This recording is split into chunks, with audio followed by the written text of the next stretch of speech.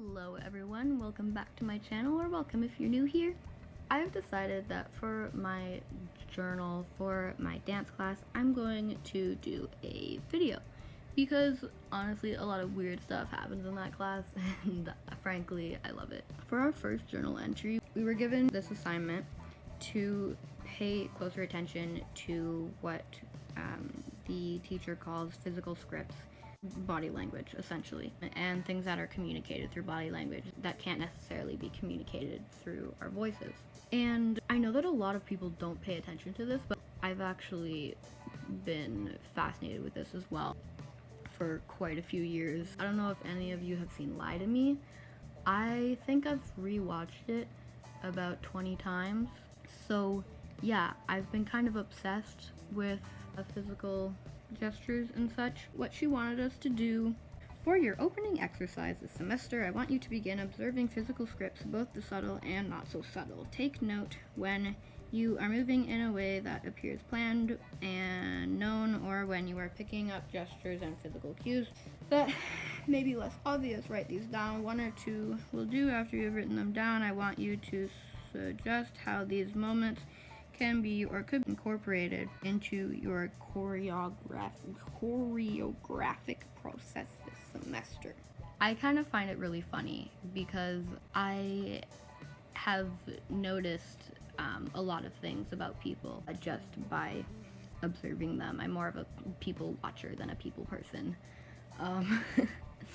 And I just find it fascinating how much our bodies say in comparison to what we would like to be saying to people.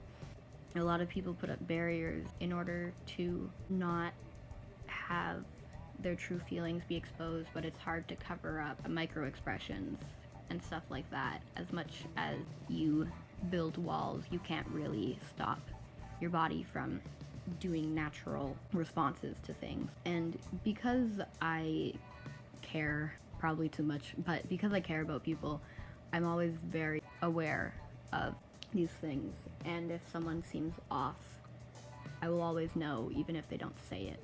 There have been several times where I've been walking through the halls and I'll see someone smile at me, but then I could tell that they weren't smiling before and they're not smiling after. And just talking to that person, it lifts them up, honestly. Sometimes you think that putting up a strong front makes you feel stronger, but if you let people see that you're not so strong, sometimes it actually makes you stronger. I have an older sister who we are going to call Jasmine, because I feel like it. So we were at a birthday party for one of my aunts, and I could tell that she wasn't feeling well. We were about to take pictures and she was looking really skittish and not wanting to be around people.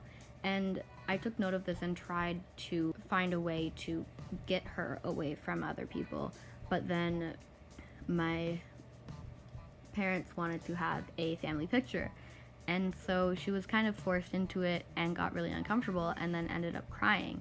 And everyone was so confused, but I knew exactly what happened. She was just feeling anxious and she didn't want to be touched or be around people at that moment. And so just the stress and anxiety of being shoved into a group of people, I was kind of just staring at everyone like, how did you not see that?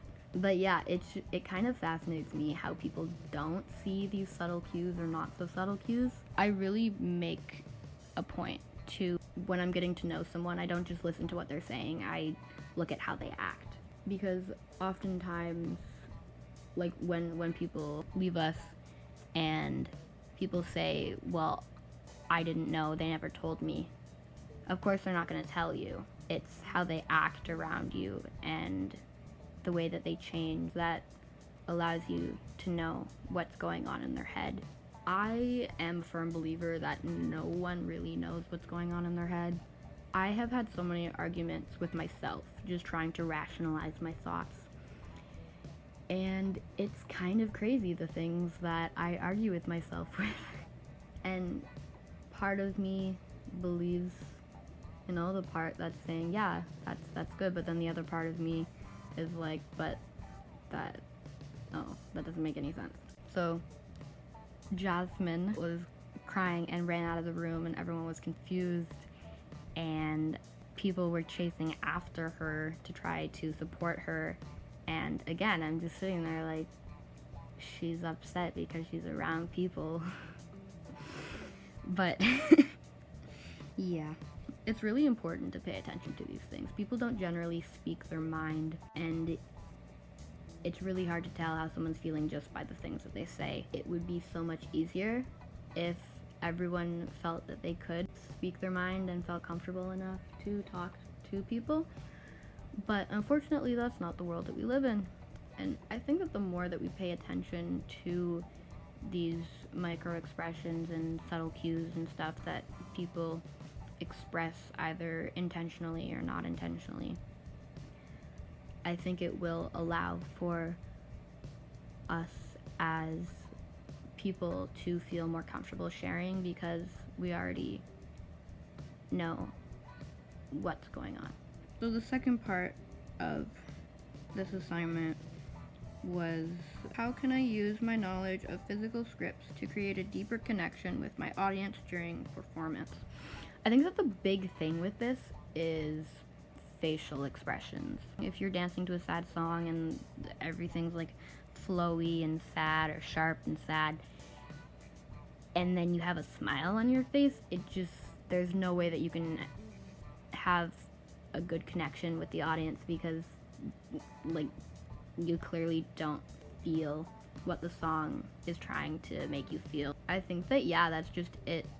If it's a like choppy song, then it would be sharp and choppy movements. If it's sad, it's more slouched, just the basic body language.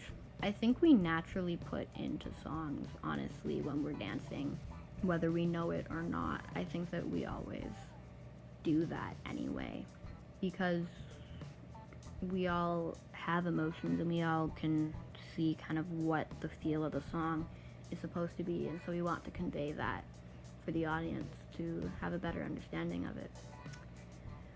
And I don't really know how to end this, so I want you guys to know that I have a Paletful box subscription.